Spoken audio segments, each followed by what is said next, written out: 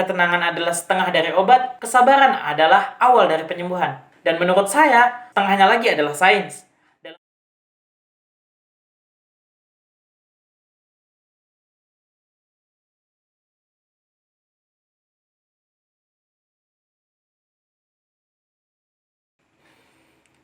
Assalamualaikum warahmatullahi wabarakatuh. Selamat malam semua. Perkenalkan aku Fahmi. Di siang ini akan menjadi malam yang sangat sempurna untuk pembahasan kita pada kali ini.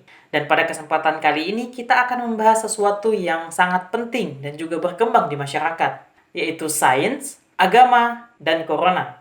Kita mulai dengan sebuah pertanyaan. Apakah sains membutuhkan agama untuk melawan corona? Atau apakah agama yang membutuhkan sains untuk melawan corona? Sebelum kita membahas lebih jauh, kita cari tahu dulu apa yang menjadi landasan antara agama dan sains. Menurut Kamus Besar Bahasa Indonesia, sains adalah pengetahuan sistematis yang diperoleh dari suatu observasi, penelitian, dan uji coba yang mengarah pada penentuan sifat dasar atau prinsip sesuatu yang sedang diselidiki, dipelajari, dan sebagainya. Sedangkan agama adalah sistem yang mengatur tata keimanan, kepercayaan, dan keperibadatan pada Tuhan Yang Maha Kuasa, serta tata kaidah yang berhubungan dengan pergaulan manusia, serta manusia dan lingkungannya.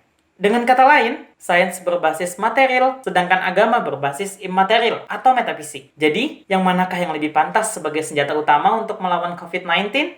Sains dengan segala ilmu pengetahuan dan penelitiannya,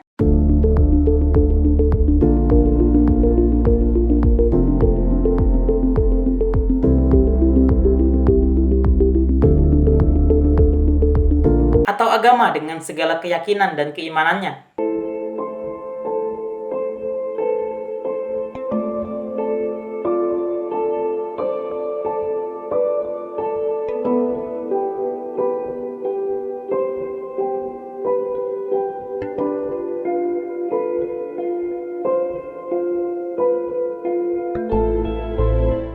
Kita tahu bahwa segala sesuatu itu memiliki porsinya masing-masing. Agama sudah memiliki porsinya dalam aspek moral, dan sains pun juga memiliki porsinya dalam aspek hal teknis dan logika. Maka keduanya harus tetap berada pada porsinya masing-masing agar tidak menyalahi aturan. Sebagai contoh tenaga nuklir, agama mendukung agar sains di perkembangan tenaga nuklir itu berkembang dengan sangat pesat. Ketika tenaga nuklir itu berhasil dibuat dan ingin digunakan sebagai senjata pemusnah,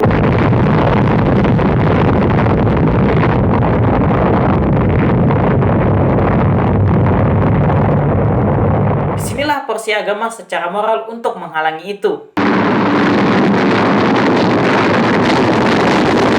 Ibnu Sina, yang di dunia barat lebih dikenal dengan Avicenna, adalah seorang filsuf muslim sekaligus ilmuwan dan juga ahli dalam bidang kedokteran pernah berkata, kepanikan adalah setengah dari penyakit, ketenangan adalah setengah dari obat, kesabaran adalah awal dari penyembuhan. Dan menurut saya, setengahnya lagi adalah sains. Dalam hal ini tentunya berada pada ranah kedokteran. Namun jika keduanya tidak berada pada porsinya masing-masing, maka yang terjadi seperti tragedi Galileo di Eropa, di mana ketika Galileo mengembangkan ilmu pengetahuannya di bidang sains dan berkonflik dengan gereja yang tidak mau menerima itu. Dan yang terjadi setelah itu adalah Galileo dihukum mati.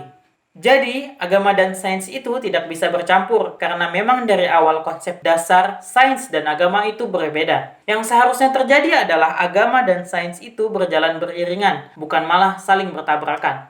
Dalam beberapa kasus di Indonesia, yang mayoritas masyarakatnya adalah umat beragama, kita sering menemukan kasus kedua hal ini tidak berjalan beriringan. Jika kita sakit, hal yang seharusnya dilakukan adalah mencari pengobatan medis sebagai porsi penelitian sains, kemudian tenang dan berpasrah diri sebagai pembuktian keimanan kita kepada umat beragama, bahwa semua yang terjadi sudah ada yang mengaturnya, bukan malah melihat hanya dari satu sisi saja. Hal ini juga membuktikan bahwa agama itu bukan menjadi penghalang, melainkan bagian dari solusi untuk menyelesaikan wabah ini. Dan yang terpenting dalam kondisi seperti ini adalah kolaborasi dalam solidaritas. Semuanya harus berjalan sesuai dengan keahliannya masing-masing.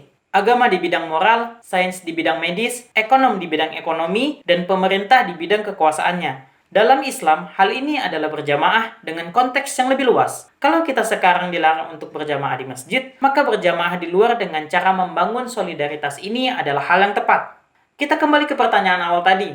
Apakah sains membutuhkan agama untuk melawan corona? Atau apakah agama yang membutuhkan sains untuk melawan corona? Yang seharusnya dibutuhkan adalah pemahaman terhadap agama dan sains, sehingga keduanya dapat berjalan di ruang lingkupnya masing-masing, tidak saling menyalahkan, yang seharusnya saling mendukung, sehingga menjadi senjata yang paling ampuh untuk melawan pandemi COVID-19 ini. Dan ini hanyalah pendapat saya dengan berbagai referensi yang terkumpul, seperti kata Firsa Besari di akhir videonya. Dan ingat, ini bukan sudut pandang, karena memandang masalah tidak perlu saling menyudutkan. Semoga sehat selalu. Salam. Corona, sains, dan agama. Salah.